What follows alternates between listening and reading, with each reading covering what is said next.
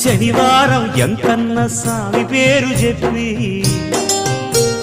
శనగలడ్డు చేదబెట్టి సాగనంపింది. మంగళవారం ఆంజనేయ స్వామి పేరు చెప్పి అసలు పనికి అడ్డమెట్టి తప్పుకున్నది.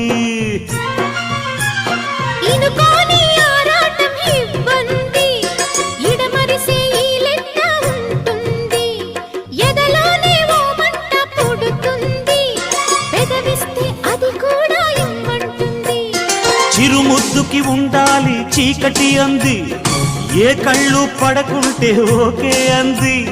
తీరా ముద్దిస్తుంటే ఎంగిలన్నది, ఏం పిల్లది ఎంత మాటన్నది. బాగుంది